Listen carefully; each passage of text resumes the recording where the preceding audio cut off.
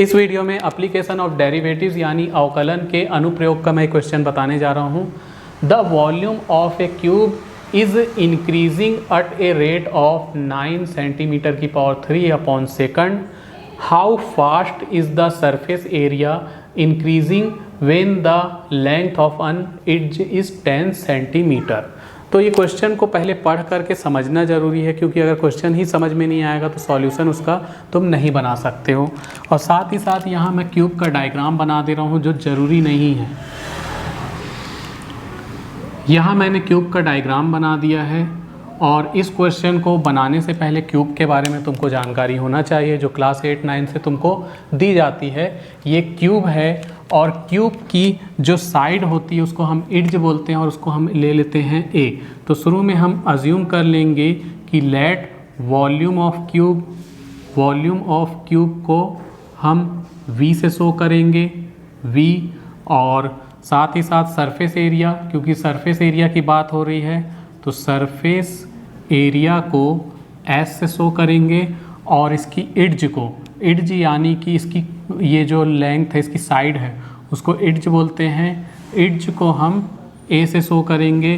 तो यहाँ हमने ये अज्यूम कर लिया और चूंकि क्वेश्चन में सेंटीमीटर की पावर 3 पर सेकंड दिया है तो यहाँ हम इसकी जो इड्ज की का यूनिट लेंगे सेंटीमीटर लेंगे, तो एरिया का यूनिट सेंटीमीटर स्क्वायर हो जाएगा और वॉल्यूम का यूनिट सेंटीमीटर की पावर 3। अब क्वेश्चन में आते हैं। क्वेश्चन में बोला है the volume of a cube increasing at a rate of 9 centimetre cube पर सेकंड। मतलब क्या हो रहा है कि ये जो क्यूब है इसका साइज बढ़ रहा है और पर सेकंड 9 सेंटीमीटर क्यूब इसका वॉल्यूम बढ़ते जा रहा है। ठीक, यानी कि हमारे पास गिवन है, क्या गिवन है, ठीक, हमारे पास गिवन है increasing volume of a cube increasing at rate of 9 centimetre की पावर 3। ये क्वेश्चन में गिवन है तो इसको मैथमेटिकल फॉर्म में हम ऐसे लिख सकते हैं कि dv अपॉन dt, मतलब वॉल्यूम में जो इंक्रीजिंग का रेट है वो 9 सेंटीमीटर क्यूब पर सेकंड है। तो ऐसा हम लिख लिए 9 सेंटीमीटर क्यूब पर सेकंड। ये जो है ये क्वेश्चन में दिया हुआ है, इसको वर्ड में बोलेंगे volume of a cube increasing at a rate of 9 centimetre cube पर सेकंड। तो इसका मतलब होता है dv बाई dt, मतलब वॉल्यूम में इंक्रीजिंग का रेट का मतलब होता है अपॉन में टाइम, वो कितना है 9 सेंटीमीटर क्यूब पर सेकंड।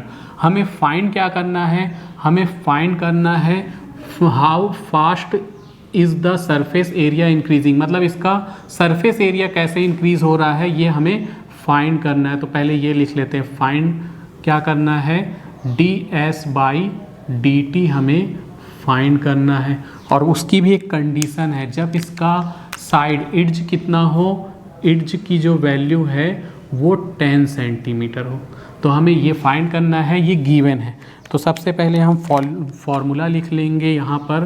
तो फॉर्मूला होता है वॉल्यूम ऑफ क्यूब, इसका फॉर्मूला होता है v इक्वल टू a की पावर 3। अब हम इसका डिफ्रेंसिएशन कर देंगे with respect to t, differentiation with respect to t के रिस्पेक्ट में डिफ्रेंसिएशन करेंगे तो d बाई dt लग जाएगा, dt v equal to d by dt a की पावर 3, dv बाई dt हो जाएगा ये dv by dt equal to a की पावर 3 का इंटीग्रेशन करेंगे, a की पावर 3 का डिफ्रेंसिएशन करेंगे 3a स्क्वायर, फिर da बाई dt। a भी क्या है, वेरिएबल है।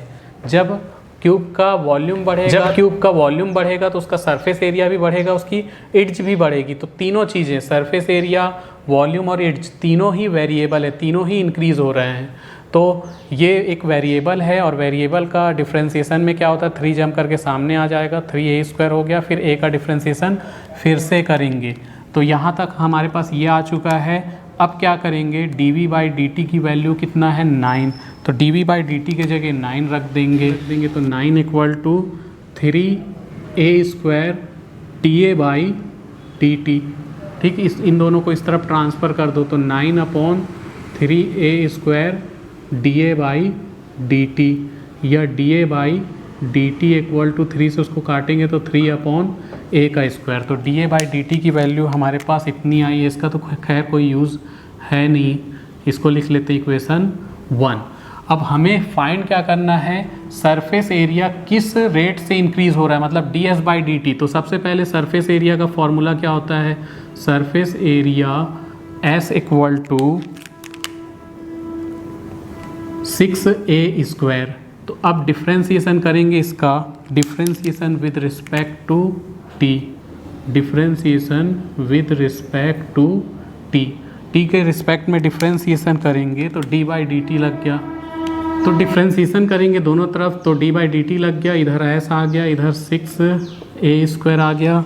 तो ये हो जाएगा D S by D T equal to 6 constant है, ए स्क्वायर का डिफ्रेंसिएशन हो जाएगा 2a, फिर D A by D T.